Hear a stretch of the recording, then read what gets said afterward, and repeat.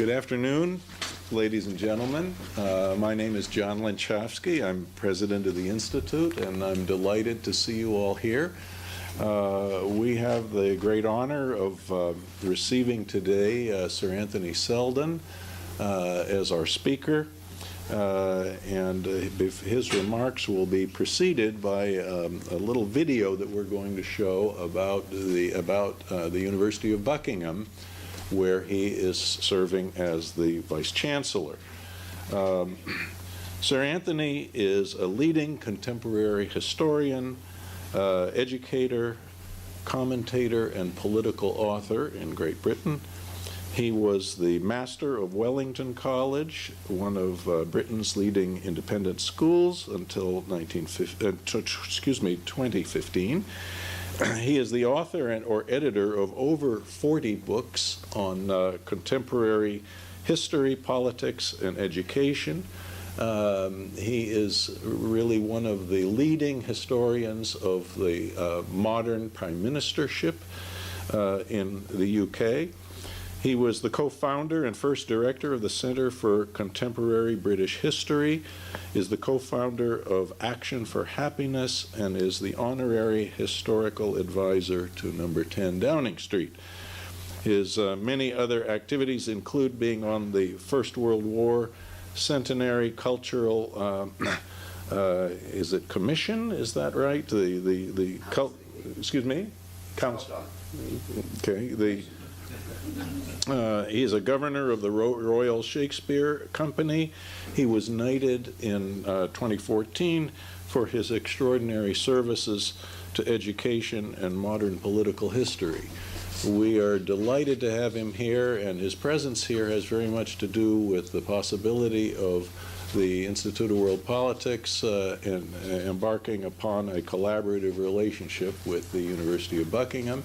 So perhaps we can begin first with the video, and then the floor will be yours, Sir Anthony.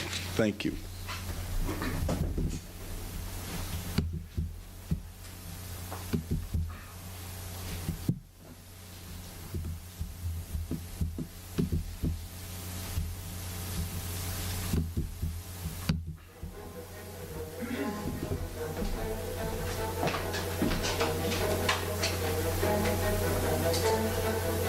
Welcome to the University of Buckingham. A beacon, independence, innovation, and distinction. More than 40 years of outstanding teaching. first place in the Times Teaching Awards. Best teaching ratios. First place in the National Student Survey. As we launched a campaign for free thinking. To grow the world's finest, small, innovative, independent university. It's about extraordinary people achieving extraordinary things. Inspiring buildings. Inspiring spaces. Inspiring facilities. Digital technologies to change the world. Students not only studying but also running their own businesses. And running countries. protecting freedoms by teaching respect for the rule of law. Looking at the past to understand the future. Experience Britain's only independent medical school, where we begin and end with the patient. Inspiring the next generation of teachers and school leaders. Making our world safer by looking for the threats to our security and to our way of life. Creating sporting leaders where the mind is as important as the body. A sense of family. 来自19个国家的学生们 Together, let's ensure that the University of Buckingham remains astonishing. Extraordinary.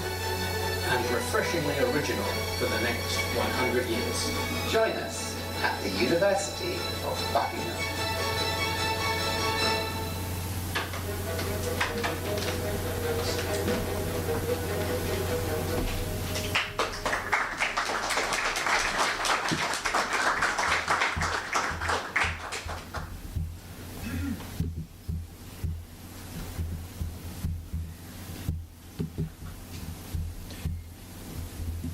I'm waiting.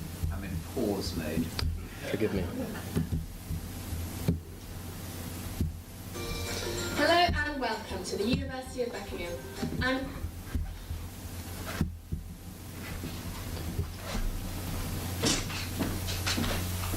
Okay, so can I just say what a great honour it is to be at the Institute of World Politics, and we are very proud to have our relationship with it at the University of Buckingham.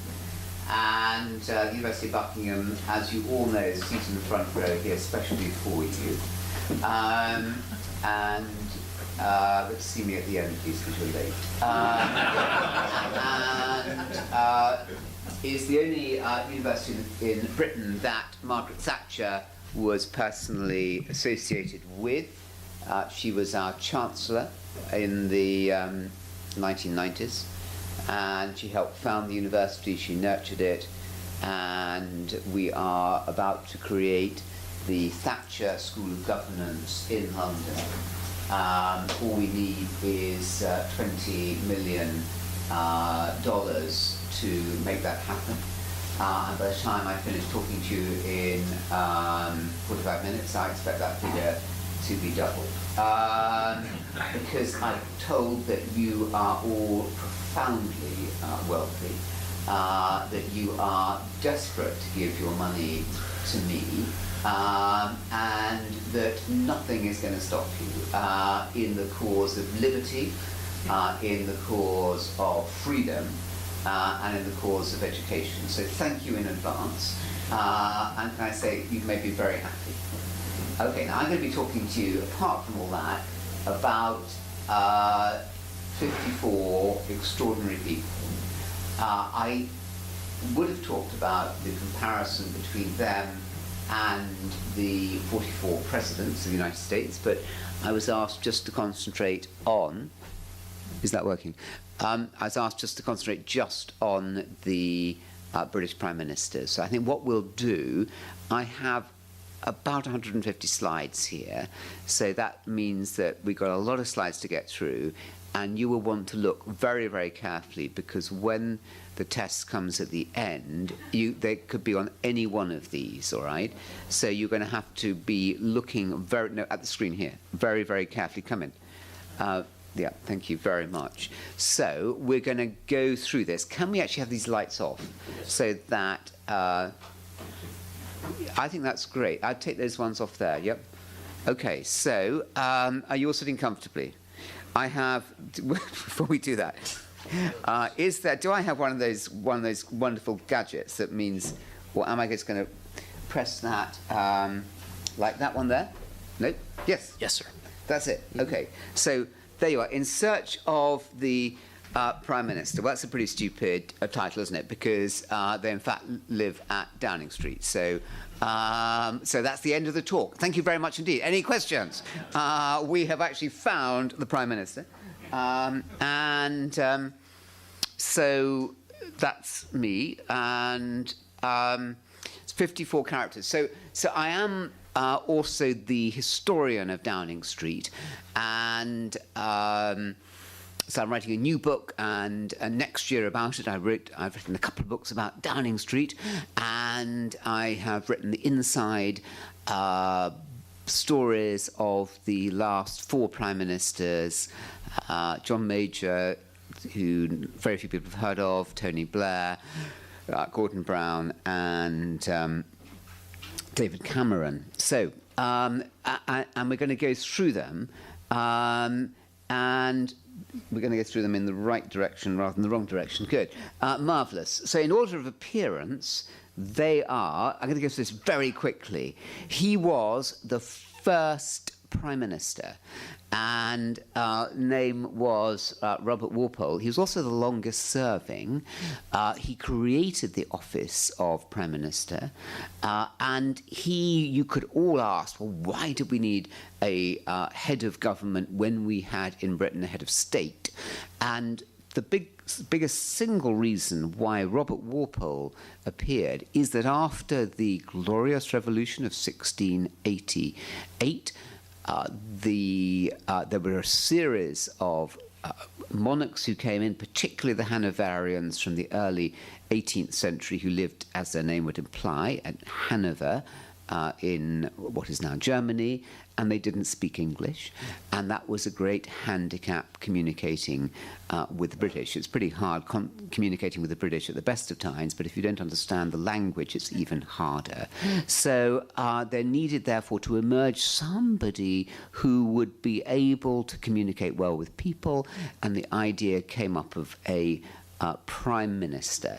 He was also the first to move into Downing Street, number 10. We're going to see pictures of it in a moment. So he is someone I definitely want you to bear in mind. Robert Walpole. The next we can pass by very quickly. You'll see that, I mean, in contrast to the first four presidents, who we could talk about a great deal, I have to say that these figures pale into insignificance. None of them are very distinguished. It might be distinguished looking, but they weren't particularly distinguished in character. Bute, there's going to be one coming along here who, I'll just pause, Pitt the Elder, one of the rare one of the rare father-son combinations as Bush. So here we have Pitt the Elder, Earl of Chatham, really after Walpole the first prominent figure, as was this man here, Lord North, best known for only one factor, the complete disaster of losing the 13 colonies, and I don't know what happened to them.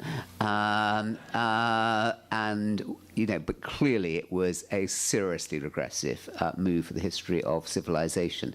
And there you can see him gazing into the middle distance. Sad for him to be only remembered for one thing. Prime ministers are often remembered for one factor, but these people are remembered for absolutely nothing at all. This man, very quite outstanding. Pitt the Younger, the son naturally of Pitt the Elder, became Prime Minister aged 23, was advised that by his doctor that to cure his perpetual problem of headaches that he should take a bottle of port a day.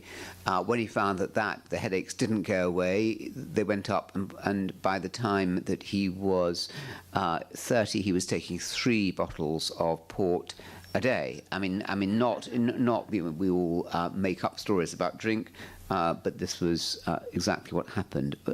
An astonishingly effective man, as you can see there, was Prime Minister at the time of the French Revolution and coping with the early Napoleonic Wars. This chiefly significant because was the one Prime Minister out of 54 to be assassinated, in contrast to the 4 out of 44 American presidents to be assassinated. So there is a 2% chance you're British Prime Minister, you won't make it to the end, but there is a 10% chance if you're an American president. The next person here was very significant because he was Prime Minister at the end of the Napoleonic Wars and at a time of liberalisation of the country. This man here, Duke of Wellington, was the rare example in Britain of a general who, it's very unusual in Britain to have a military figure who then goes on to become head of government. This is the one man who managed to achieve that. He was a remarkably fine general and a remarkably atrocious prime minister. Earl Grey was in charge at the time of what we call the Great Reform Act of 1832. Obviously, some of you will know this very well, which was the first big liberalisation of the suffrage, the extension of the suffrage, and the gradual progress of Britain towards the democracy. There were further acts in 1867, 1884, 1918, and 1928. Melbourne was the Prime Minister who inducted the Queen, the new Queen Victoria, amorously fell in love with her and thought that she was quite incapable of reading government dispatches, so he said that he would start writing a letter to her about what happened in Cabinet because it would distress her tender female mind if she was to read any bureaucratic account. I mean, obviously absurdly patronising. And that that technique then of the Prime Minister writing a letter to the monarch was the only record that Britain had of cabinet. Cabinet, obviously, in Britain far more important than the cabinet in the United States. Was the only record that we had of cabinet meetings until 1916, the 9th of December 1916, when the Cabinet Office was set up in Britain at the darkest point of the First World War to provide a proper series of agendas, cabinet minutes, follow-ups, and I've just written a book about that event, which is being launched at Downing Street next Friday, which is the 9th of December 2016, on the 100th anniversary of the birth of modern British government. Another big anniversary obviously coming up is the birthday on the 30th of November of Winston Churchill. So Peel, the Prime Minister who split the Conservative Party, Tory Party or Conservative Party, this was the time of the emergence of the Conservative Party. No sooner had it emerged than it split, and the current split over Europe is the biggest split in the Conservative Party since the split then, and that was over the Corn Laws. And again, unsurprisingly, it was an issue that was both domestic, it was both international and domestic, with both international and domestic implications, as the whole EU issue has for those poor traumatised Brits today. Russell was the Prime Minister at the time of the Crimean War. Derby extended the franchise. Palmerston was the great Foreign Secretary Prime Minister. Disraeli was very close to the Prime Minister, was the person who made the Conservative Party much more of a social reforming party. Then this man here was the giant of the figure closest to Lincoln in the 19th century, Gladstone, 4 times Prime Minister. He was the great ultra-reactionary Conservative. Salisbury and Rosebery was possibly the worst, going to come on to that. Balfour was Salisbury's nephew, which was his only qualification for taking over office. Campbell Bannerman was useless. Asquith was the Prime Minister who took Britain into the First World War and was heavily distracted during cabinet meetings because he was writing letters to the woman he was infatuated with, who was his daughter's best friend, called Venetia Stanley. Lost his son on the Somme, Raymond. This is the man who took Britain into the war, the first genuinely working class Prime Minister, fearsomely successful, at the same time as Woodrow Wilson, the first British Prime Minister to meet a president face to face. Bonar Law was known as the unknown Prime Minister, not without reason. And Baldwin was the giant of the interwar years, the closest to Roosevelt. He was the man who presided, although on the Conservative side, he presided over the unification of the country after the traumas of the First World War, the general strike in Britain, the first general strike. He was the Prime Minister who helped make the Labour Party into a democratic rather than a revolutionary force. Ramsay MacDonald was the first ever Labour Prime Minister in British history. Neville Chamberlain, the man who took Britain into war. Winston Churchill, who came back, notice, in 1951 when Truman was president, and then Eisenhower. Clement Attlee was the great Labour Prime Minister after the war, who introduced the welfare state. And Macmillan was the Prime Minister at the same time as Kennedy. Douglas Hume was, in fact, Prime Minister when Kennedy was assassinated. It was the first action that happened to him after he took over. Harold Wilson was the contemporary of L.B. Johnson, resisted British involvement in the Vietnam War. Edward Heath was the man who took Britain into Europe. Jim Callaghan was the man who presided over the disastrous 1970s for Britain. Margaret Thatcher, we know, Chancellor, best known for being Chancellor of the University of Buckingham. She was also Prime Minister of Great Britain. John Major, looking startled, he spent the best part of his 6.5 years as Prime Minister, quite startled. Tony Blair, the man who promised so much. Gordon Brown, the man who promised so little and didn't disappoint.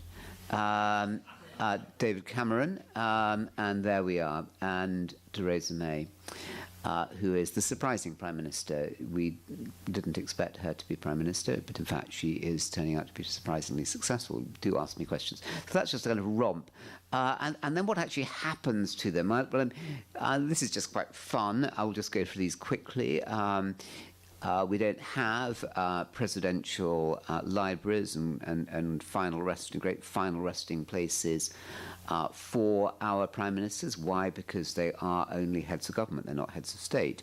And the monarchs have their own great ceremonies. They do have an unfortunate habit of exploding in Windsor Abbey as their bodies swell inside their coffins, which is one of the unfortunate things that happens. But prime ministers doesn't happen. That's the death of Pitt the Elder. This is where Walpole lived. You can see why many of them thought that Number 10 Downing Street was quite a seedy place. Westminster Abbey is where most of the prime ministers are buried. Since Bonal Law, they've been cremated. That is Disraeli's final resting place. That there is Salisbury, the great patrician prime minister, Asquith in Oxford. That there, Lloyd George, very beautiful. Ramsay MacDonald, the first Labour prime minister. That's Churchill's very uneventful stone at Blaydon, just outside Blenheim, which is just outside Oxford. And Macmillan, Wilson. I remember taking our children to see Wilson there. I talked to just after I'd taken them there on the Isles of Scilly, which is just off the coast of Cornwall. Our children said, "What did he do?" And I said to them, "Well, prime ministers are really only remembered for one thing." And they said, "What was it?" And I said, "Well, that was quite precisely that was the point. No one could quite remember what the one thing was that Harold Wilson was remembered for." And I saw David Cameron just after it, and I was just chatting to him about summer holidays. And I said, "You'll be remembered for one big thing too.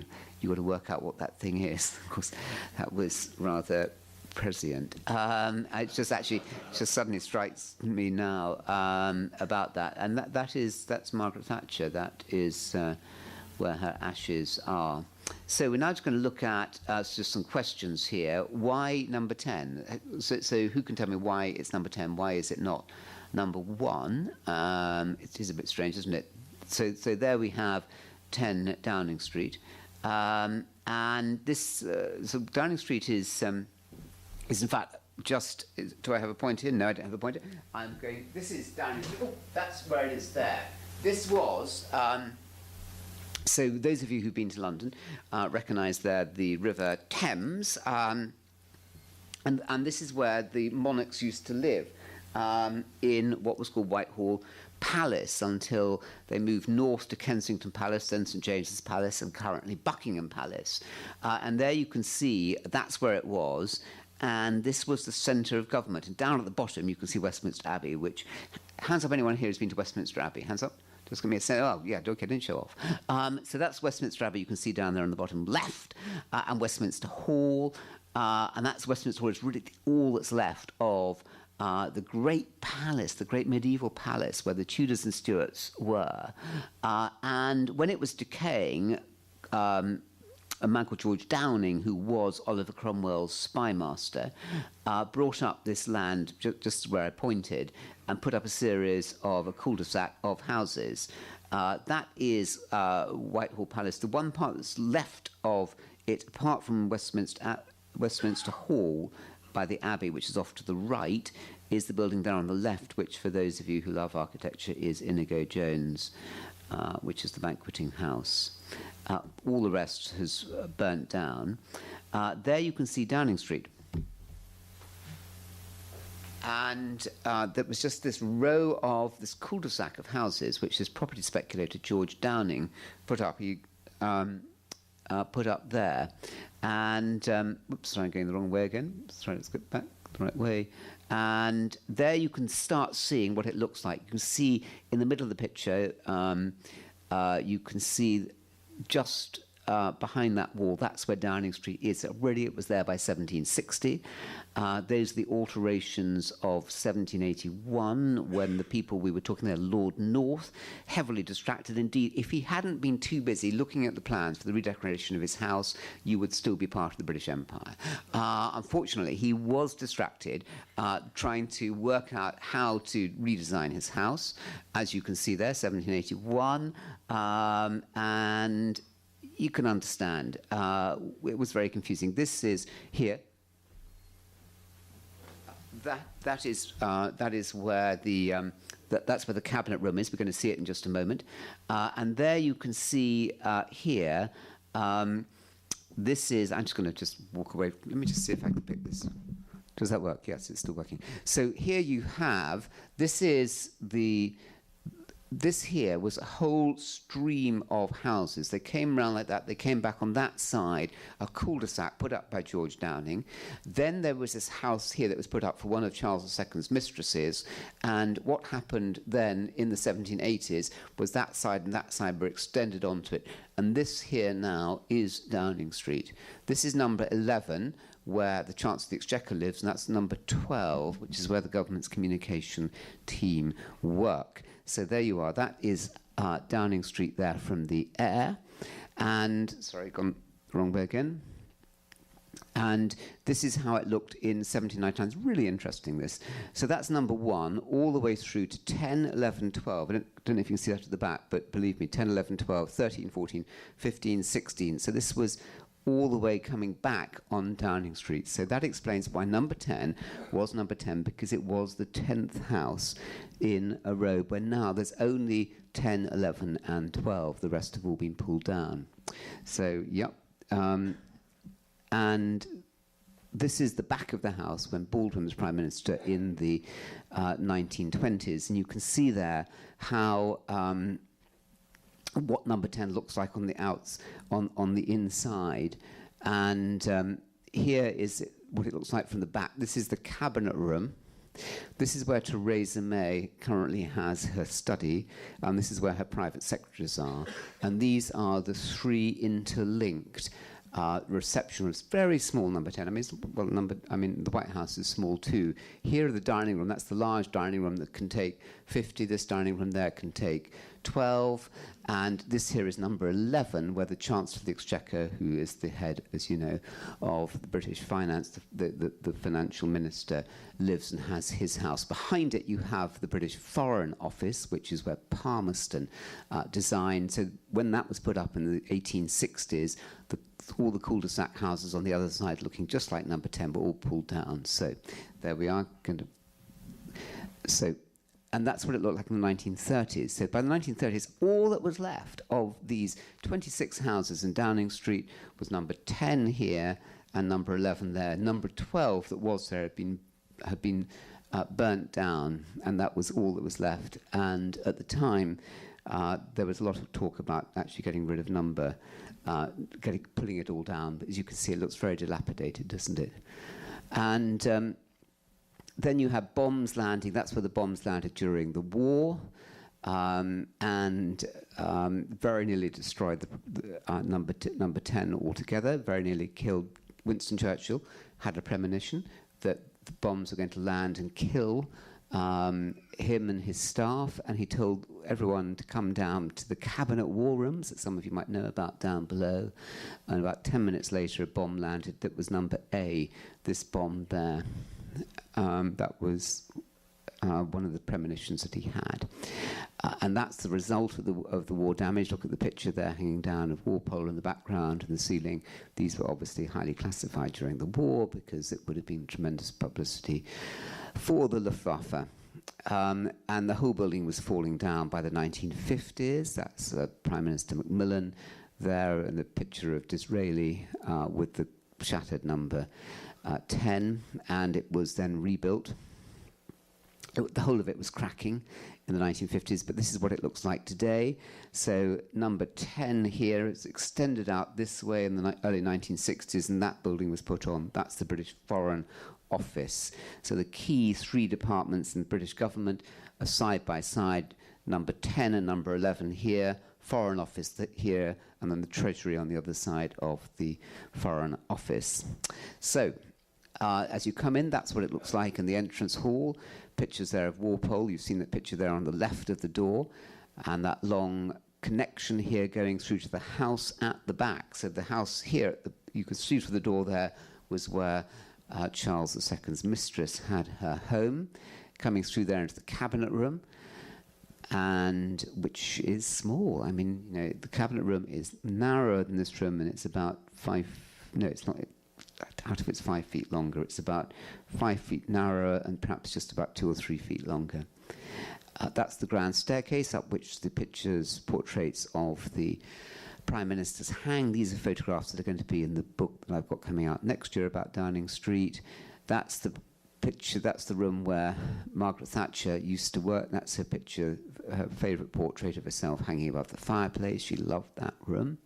Again, it's tiny. That's the white drawing room. That was Lady Churchill's favourite room because it's double aspect. It looks out onto St James's Park one way and the Horse Guards Parade on the other. It's always known as the White Room. And then the next one is the Terracotta Room, which is the middle of the 3 interlinked rooms. That room, the terracotta room, is smaller than this room. The pillared room there is ever so slightly larger. That is number 10. These are the biggest rooms in it. And there you can see just, that picture is taken just here of the dictators. Hitler never went to Downing Street, but this man here did. And you can see that's the pillar there. Those are the double doors that you can see there. And that is, who can recognize that person? Benito Mussolini. And there you have the British Prime Minister at the time, Andrew Bonar-Law, sitting on Mussolini's right, our left, and looking as if he hasn't a clue about what's going on. This is the state drawing room when the president comes over. This is where he regularly has dinner. The gardens, again, at Downing Street, used for entertaining. So let's move on now to question number 2. Is it one job or many? Well, in fact, the Prime Minister has a whole series of jobs. He's not head of state, obviously, if she's not head of state. But within that, they have a whole series of functions which have all accumulated. They're the first Lord of the Treasury. That's very important. They move into number 10 in 1735. It's not till 1870 that the Prime Minister, not the monarch, not the head of state, starts calling cabinet meetings. It's not, the word Prime Minister is only used in 1878. Before that, they were known as the First Minister. And first Prime Minister's questions that you obviously will all have seen. What happens there, 1881. That was important because then they started answering questions about the whole of government. Not till 1904, just over 100 years ago, did the Prime Minister acquire the right, rather than the monarch, to dismiss ministers. And 2001, only 15 years ago, for the first time in British history, were the powers listed. They still remain vague. Do remember that Britain doesn't have a single document written constitution. It just has a whole plethora of different statutes and constitutions and documents. These are the roles, the 10 adaptations for the Prime Minister: the decline of the monarchy, the rise of cabinet, the decline of empire, the rise of elections and political parties, decline of the House of Lords, the rise of the media and public opinion polls, the decline of the Foreign Office and Treasury, increasing in power, the rise of number 10 staff that effectively becomes an executive office of the President, and they've had to adapt themselves to an enormous rise of technology and to the rise of the European Union and subsequently the fall. So that's the jobs of the Prime Minister. They are the financial manager, they manage cabinet, they manage their parties, they manage the monarch, they manage the security of the nation. They look after MI5, MI6 and GCHQ, which collectively are the tripartite intelligence agencies of the United Kingdom. They manage both diplomacy, they manage trade, they manage public image, they manage the integrity, the territorial integrity and sovereignty of the UK. You need to be a successful Prime Minister, not many are that successful, clarity, courage, tenacity, firm nerves, thick skin, decisiveness, ruthlessness, luck, oratory, ability to understand material quickly, a quick grasp of others, and quick processing skills. There have been 5 Liberal Prime Ministers, 6 Labour, 16 Whig, and 26 Conservatives of the total of 54. So, question number 3, what makes a successful Prime Minister? We'll concentrate just on the higher order numbers. Lloyd George, the man who presided over the winning of the First World War. Attlee created the welfare state. Disraeli introduced social policy, extended the franchise in the 19th century. You needed to have social policy with the factories in the conditions that they were. Margaret Thatcher, only coming at number 6, Prime Minister at the time of great liberalisation of the British economy and the putting of trade unions back in their place and restoration of Britain's status on the international stage, beginning with the Falklands War in 1982 and finishing with all the Cold War manoeuvrings with the end of the coming down of the Berlin Wall in her penultimate year in power.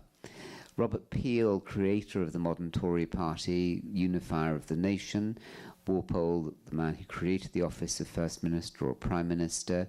Gladstone, the great giant of the whole 19th century. William Pitt the Younger, the man who was the first, that strongest, he consolidated the national finances in Britain, the greatest financier the country's ever had. And Winston Churchill, the man who saved the country in the darkest days of the Second World War. Now, there are many contenders here. These were absolute shockers because no one knows who they are. But let's concentrate on North, thought to be a disaster because of losing the colonies. Aberdeen, who was utterly and totally indecisive. Chamberlain, who failed to stand up to Hitler, and finally Anthony Eden, Prime Minister at the time of the Suez Crisis, who was, despite his close relationship with Eisenhower from the Second World War, failed to nurture that relationship after Eisenhower became President in January 1953 onwards, and fell out very significantly with the Secretary of State, who was John Foster Dulles, and indeed with Alan Dulles, his brother. So then how might we explain, why do some fail and others do? Well, if you want to be successful, you have to be there for a long time. Remember, too obvious to state, but in Britain there's no fixed term for our head of government, unlike the president, indeed unlike presidents in most countries. So the longer you're there, the second longest serving is Pitt at 18 years, Liverpool 14. So to be there for a long time certainly helps a great deal. Thatcher was nearly made 12 years. Blair, incredibly, over 10 years. Palmerston, 9. If you're there for a short time, you're really not going to be. These people are, as you can see, I mean, they're now just down to days. You're not going to make that kind of impact. To have the right importance, to be the right, educated at the right place is obviously important. Eton, 21, which means that almost half the British Prime Ministers just went to just one public school. I mean, that is pretty extraordinary, isn't it? Half of them went to Oxford and nearly a third to Cambridge. So you can see the importance of not just being the right social class, but having the right education. However, numbers didn't go to university at all. The people who those are the other universities they went to, Glasgow, Edinburgh, but really these are the people who didn't attend any university: Wellington, Lloyd George, Churchill, and John Major. So height is very important. The tallest Prime Minister being Salisbury, Blair coming in at 6 foot, David Cameron surprisingly tall. So and the shortest, David Lloyd George, Churchill only 5'5", Thatcher 5'5", Russell 5'4", Spencer Perceval the shortest of all, and the one to be assassinated. So that is really thumbs down to being small, extremely dangerous. And the youngest, the age matters in the analysis of trying to understand why some people are successful. So here are the ages coming through from the youngest. Blair, I would have thought, was too young to be successful as Prime Minister. Ditto David Cameron, the youngest Prime Minister for 198 years, just slightly younger than Blair when he took over. And the oldest, some could be, on the other hand, too old. Cameron, definitely too old. Russell, far too old. Palmerston. Churchill, 76 when he came back to power. Gladstone, 82 when he became last Prime Minister. So there's clearly a curve there that says you need to be, if you're too young, that's not going to help you. If you're too old, that's not going to help you. You need to be at a peak where you have the physical fitness and the wisdom, but before infirmity and old age starts taking over. So drinkers, there are many, many drinkers. Most of our Prime Ministers have drunk liberally. Here they go. These people all were hugely affected by alcohol. Harold Wilson, there mentioned, was it was impossible to get decisions out of him after 5 o'clock in the evening. Of course, all of this was hidden at the time. The least healthy, large number of our Prime Ministers have been physically ill when they have been in power. Obviously, the same going with presidents, but we're not talking about them. To be healthy, smaller number, is a great advantage. To be a great orator, here are the great orators in Britain. Peel, you might say that it's no longer so important to be a great orator now in the days of television, but it is. Asquith, remarkable. Lloyd George, the finest of all. Churchill, there he is at joint session of Congress in May 1943. Having a strong spouse, hugely significant. Hester Pitt, Julia Peel, Catherine Gladstone, kept by his. Look at that commanding picture of her there. Look at the pride that he has being with her. Clementine was a formidable, that's just a wonderful portrait, that's in the White Room in Downing Street by her favourite window seat, having tea. And Dennis Thatcher, formidably powerful as an advisor behind her. She would absolutely not have survived without him, and it was when he gave up on her and said, you have to go, darling, that she decided to go. Equally, some terrible marriages. Catherine Wellesley was married to Wellington. He didn't see her. He hadn't seen her for 11 years before they got married, and she came to the altar in a veil. And when the veil was lifted, he said, "Anyone know what he said?" By Gad, you've changed. And was a very sad. Palmerston, he was constantly unfaithful. Margot Asquith, you see that in the face. And Dorothy Macmillan was having an affair with a complete scoundrel of a Prime Minister. Interesting, that's a picture of Macmillan and Kennedy in the background on the shelf. And he had no idea at all what was going on. Kennedy reportedly said to him at one point, when he was trying to break the ice in their relationship, I find that if I don't have a woman before lunchtime, it gives me a headache. What about you? And he had no idea at all what Kennedy was talking about, and he went to his death without understanding, as reported by private secretaries. He was a wonderful man, and and Mary Wilson was deeply, deeply unhappy, so unhappy in Downing Street that she insisted that her husband didn't carry on in Downing Street the second time he came back as Prime Minister between 74 and 76 when Ford was President, and they lived nearby in their flat because he was far too close to his secretary called Marcia Williams. So lots of womanizers. I mean, I don't know where, you simply don't know where you begin with the Prime Ministers and womanizing. But there are some of the most notorious examples. Being experienced is helpful. The most experienced are the figures that you have there. Incredibly, someone called Goderich had 11 ministerial posts beforehand. Churchill 9, Macmillan 7. The least experienced, look at those two names at the bottom, Tony Blair and David Cameron, came to number 10 Downing Street without any experience at all of running anything or running any government department. Theresa May had been Home Secretary, Minister of the Interior for 6 years, so absolutely not in that category herself. Intellectuals, being an intellectual isn't necessarily helpful for a Prime Minister. Some of the worst Prime Ministers are those who are brightest, partly because they can see too many sides and become indecisive. So just coming through now, how do they promote their image? Well, with power. Here are the houses that they lived in Downing Street. That was where Wellington, for example, lives, and has Wellington's house, which is still there on Hyde Park Corner. Some of you will have seen it. He much sooner he lived there rather than in Downing Street, which he thought was small and poky. And that house is still called Number 1 London, as some of you will know. And that is where Palmerston lived.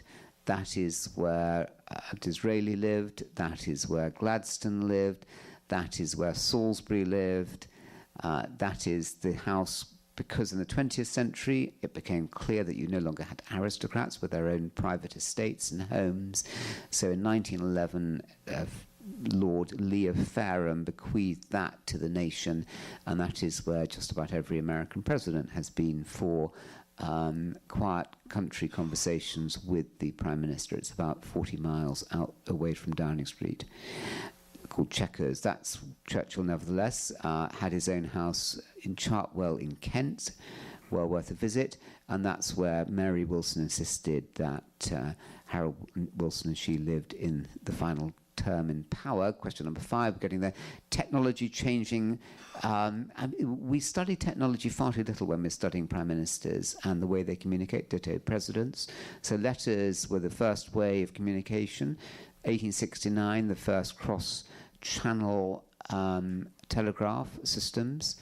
Then the teleprinter from the telephone from the coming through. Communication systems, email, 1980s, mobile phones, and then just coming through here on the way that they transported themselves, the mobile phone technology coming through there from the left, and of course that has a huge impact on the way that now we record Prime Ministers' minutes and communications, because much that the Theresa May and David Cameron before her, they're communicating on the bottom right device, and no notes whatsoever are kept, and records are kept of those conversations. That is Wellington coming into number 10 on his horse called Copenhagen. Sedan chairs. That there, you can see Gladstone. That's a wonderful propaganda photograph just of the ordinary figure there. There's the Prime Minister there taking a carriage and omnibus just like any ordinary person. He is the person in the black, in the black top hat. Trains coming through there. That's the first Prime Minister on a train. That's the Underground Line. That's, in fact, you can still see that railway station there, which is near Baker Street. The car, that's Balfour. The first car to arrive at number 10 Downing Street was in 1902. Ocean liner, that's 1945. That is Churchill coming across to New York. Battleships, that's Churchill in 1943. Aircraft, that's the first Prime Minister to use an aircraft. This here is the figure of Neville Chamberlain, who has just come back from seeing Hitler, and he's echoing the words of Disraeli on his return from the Congress of Vienna, and saying that we're going to have peace in our time, which of course is exactly what happened. Jet aircraft, that's the first, that's arriving at Idlewild, and that is Macmillan again, 1962, first use of a Prime Minister in a jet aircraft, first use there of a Prime Minister in a helicopter. Look how happy he looks, completely serenely confident and relaxed. as you can see him there. The threats to the Prime Minister are under constant threat. The Gordon riots at Downing Street there in the background, the riots that very nearly unsettled the Prime Minister at the same time as the war was happening over here. That is Percival being shot. The Cato conspiracy was the attempt to try and wipe out the entire cabinet in 1820, a time of high radicalism in the early 19th century.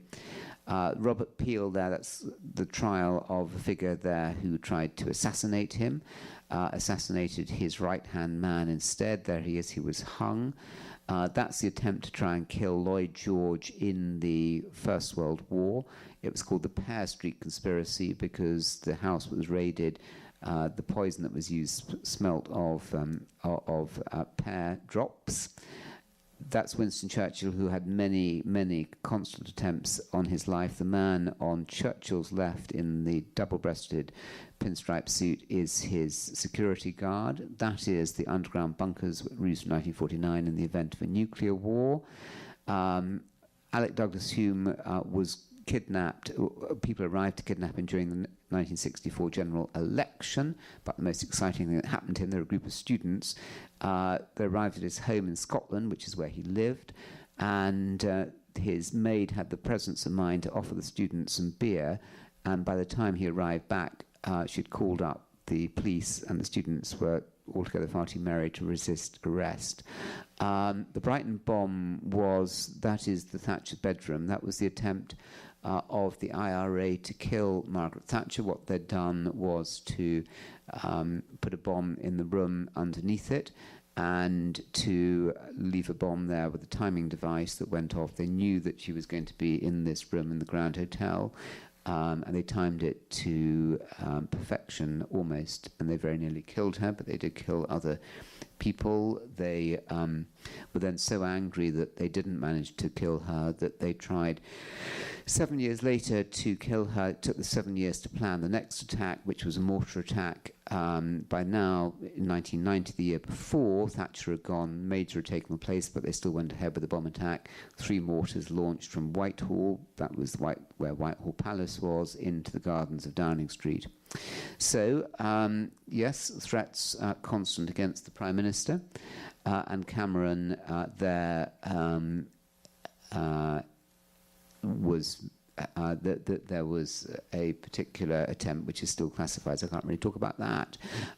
Conclusion, there you are. What are the 10 lessons? You've got the clues what makes a successful Prime Minister. First of all, don't succeed a strong predecessor. This could be, and I think many of these lessons apply to how can you be a successful US president. So don't succeed, so Rosebery after Gladstone, Eden after Churchill, and Major after Thatcher. Difficult for Major to take over. So that's always difficult. Have experience, but don't get too old. Baldwin, Attlee got their experience just about right, their perfect point. Be healthy and don't be ill. That's enormously important. Far too many prime ministers were ill. Have a crisis. You must have a crisis if you want to become famous and successful. But then don't muck it up. The bigger the crisis, the better if you want to be remembered by history. But the higher the premium on getting it right. So Liverpool, Lloyd George, Churchill and Thatcher all got their crisis wrong. North, Eden and Blair with Iraq got their crisis wrong. So don't be too intellectual. Balfour, Macmillan, Heath all saw too many sides of the argument. Number 6, make your impact early. If you're going to be a successful Prime Minister, President, punch very quickly. Don't hang around too long. Peel, Gladstone, Asquith, Attlee all made their impact very early on in their leaderships. Very important and not totally relevant to American presidents. Go to Oxford rather than Cambridge. Be well above average height or well below it. Very important. Don't be average height. Drink you must drink, but don't drink too much. So Pitt the Younger, Asquith, Wilson drank far too much. But if you don't drink at all, you're thought to be boring, and you probably won't be very good at relaxing. And finally, have a supportive spouse. Fundamentally, so there you are. That is it, ladies and gentlemen. You now know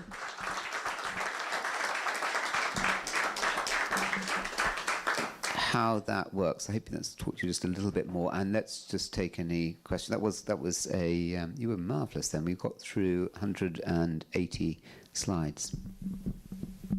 Yeah. Is there an age limit to become Prime Minister in the United Kingdom? Absolutely no age limit at all.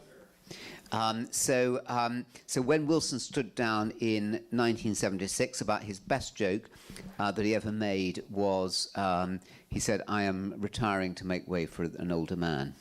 And that was Callaghan. No, so you can see there the age range is from 23, William Pitt the Younger, to 82 with Gladstone. Or Churchill, 76 when he came back. Yes? How has the Fixed Term Parliament Act affects prime ministerial policy making through 5 years or?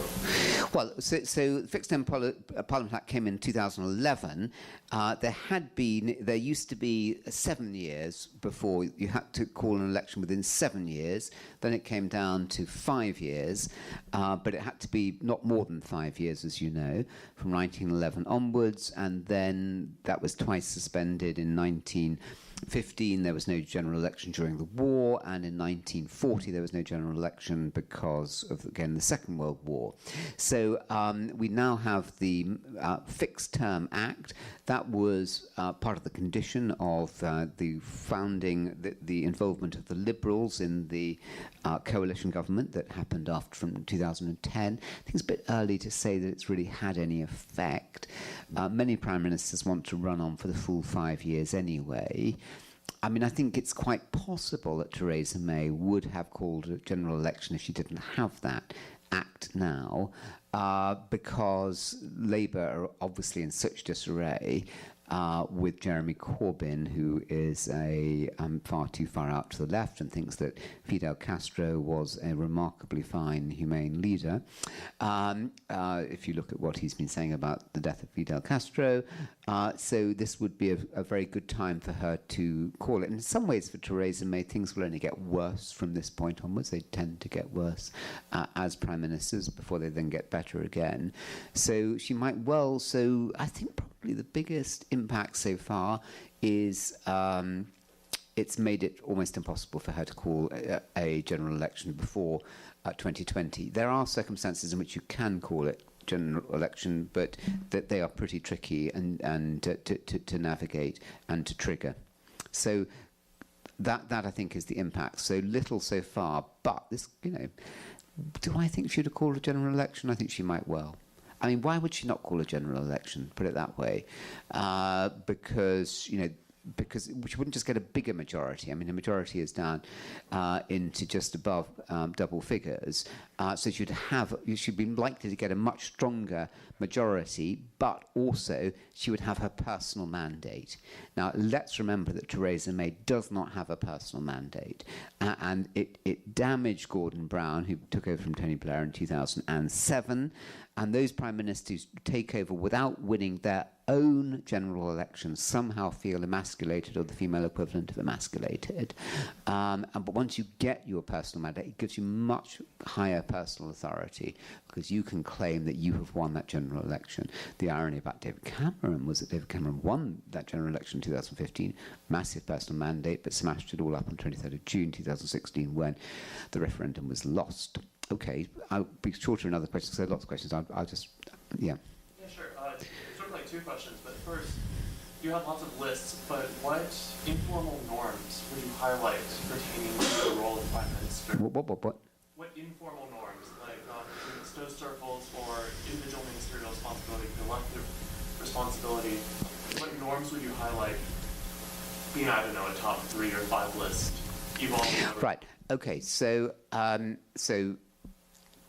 knowing what you want to do is fundamental. having a team around you who are highly competent and highly loyal is fundamental. It's more important for a Prime Minister to have a very successful team in Downing Street than it is to have highly successful ministers.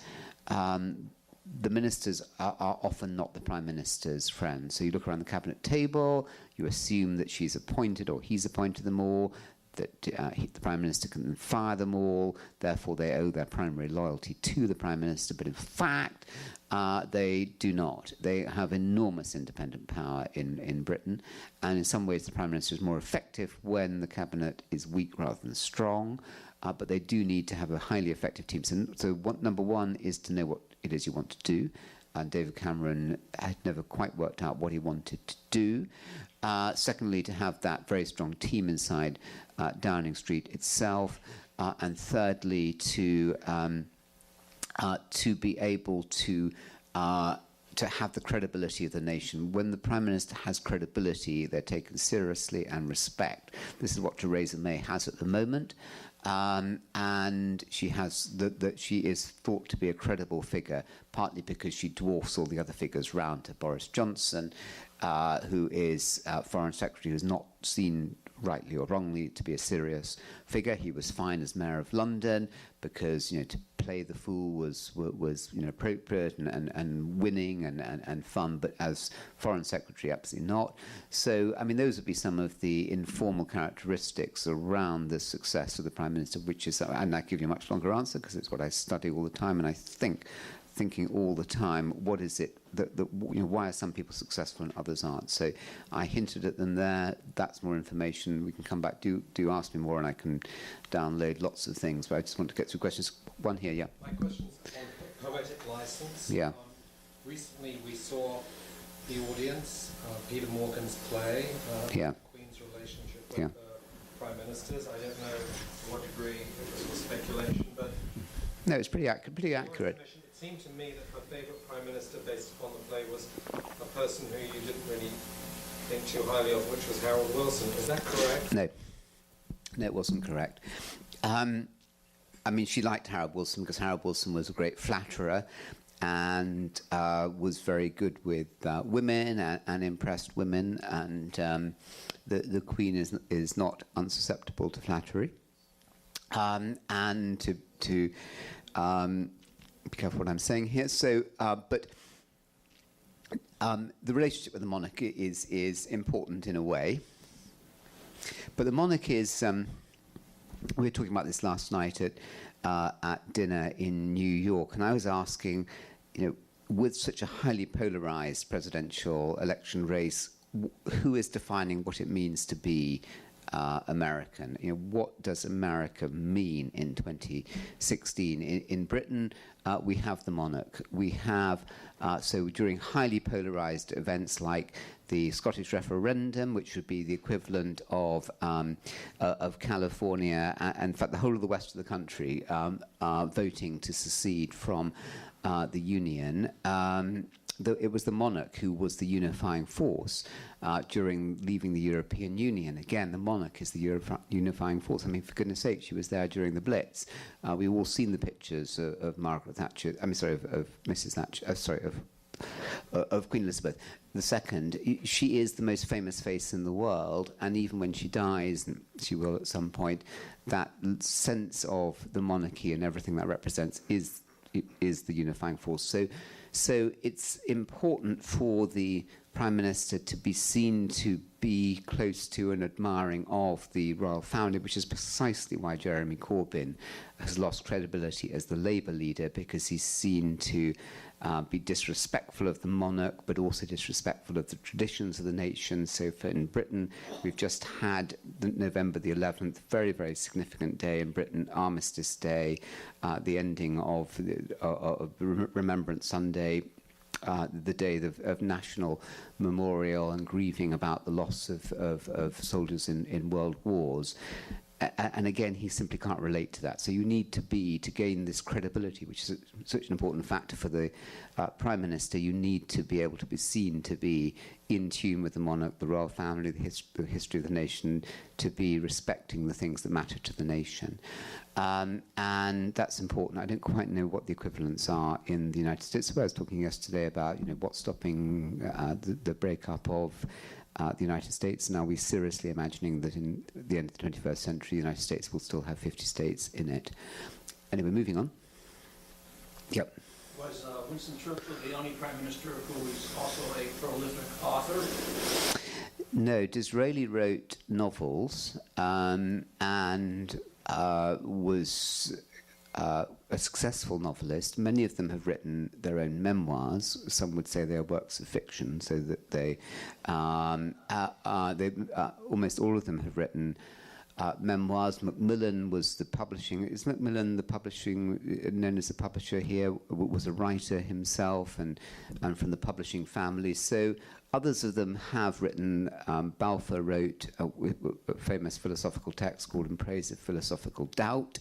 But Churchill won the Nobel Prize and turned up, unlike Bob Dylan, to collect it. And but was also a very fine painter. I mean, I think Churchill would probably be the greatest soul, the most rounded of all those figures, and was there at a high point. If we look at the special relationship, which is 100 years old, I was talking about this earlier, it's 100 years old next year. I would date it to 1917, and the entry, the very symbolically enormously important factor, which I don't think the country has fully woken up to here, the involvement in the First World War as the beginning then of that commitment to, even though isolationism followed for 20 years after, but the reckoning that America needed to be involved with Europe, and particularly Britain. So there have been 5 high points and 5 low points in the special relationship. Churchill there at the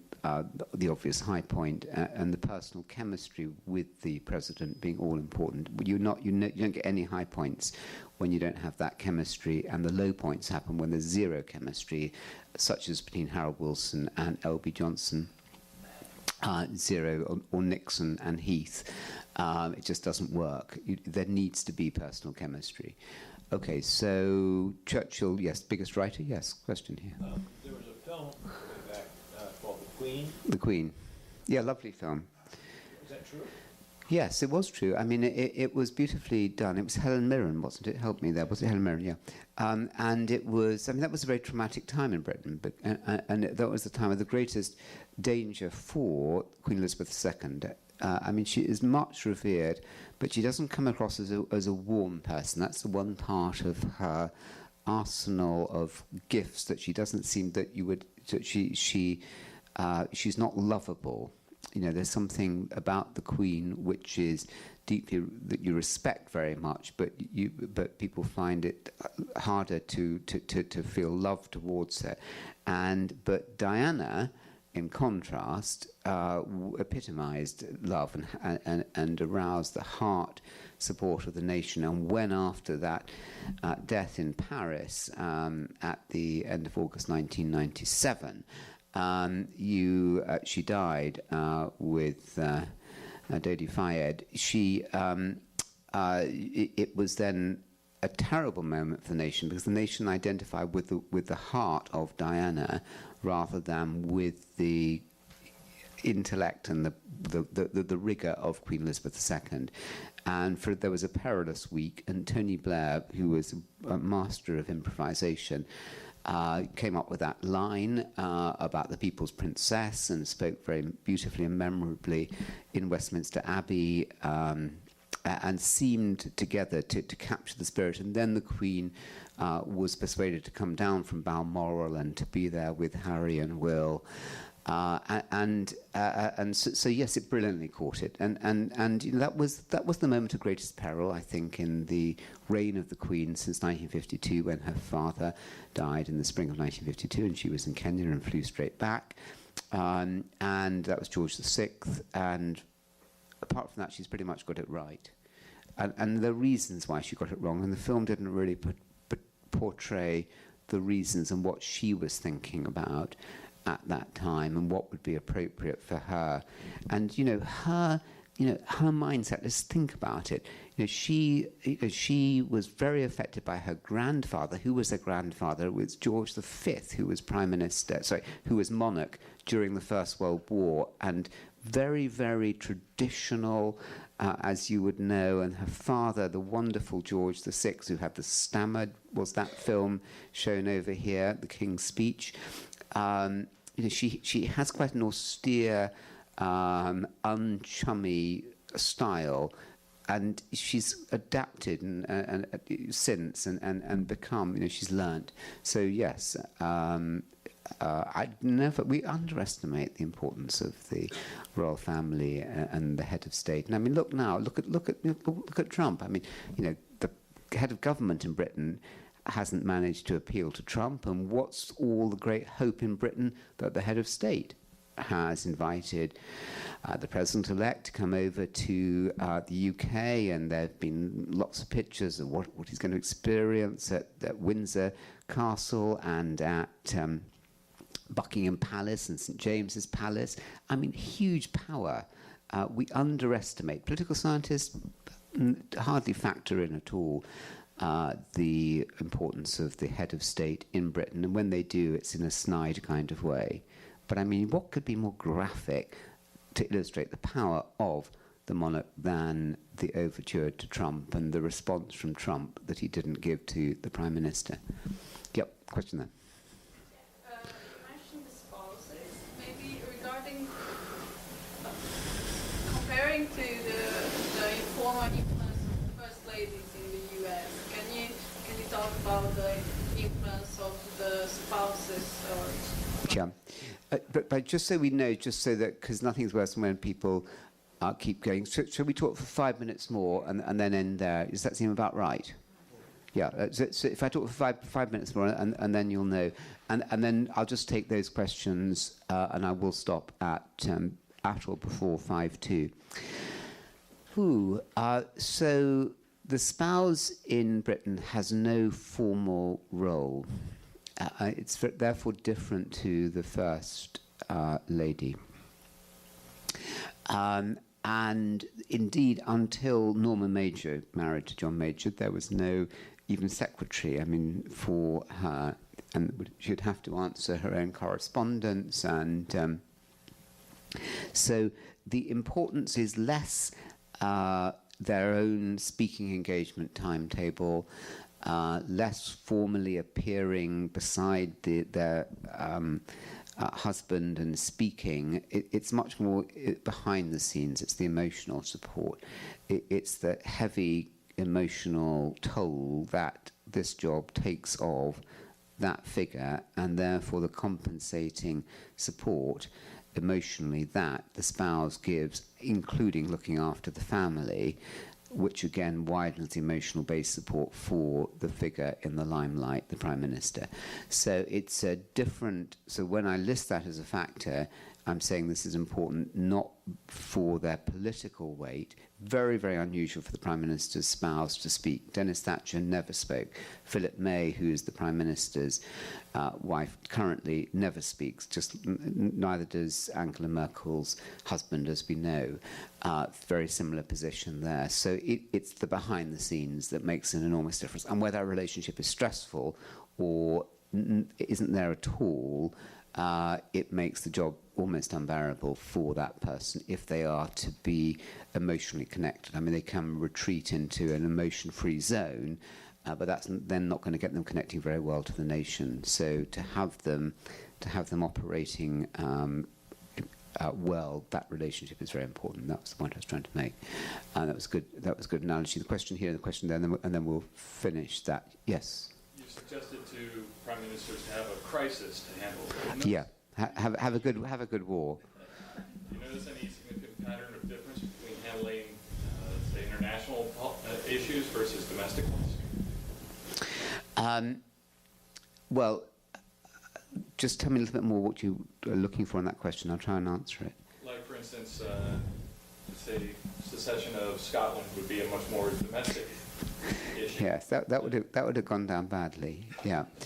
I mean, he was very worried that night, and he was very worried for a few days before it, and he started talking about Lord North and comparing the loss of Scotland to Lord North and the colonies. And so, unfortunately, the success in that vote, 55-45% in the referendum in September 2014, wasn't really seen as a lift for him, because, but if you have a domestic crisis, something that disturbs the nation, a huge economic crisis, or a natural disaster, or a war, this provides an opportunity for the Prime Minister to show real leadership. It's quite hard to really make your mark as a leader, as a Prime Minister, unless you have really been tested at a moment of grave crisis.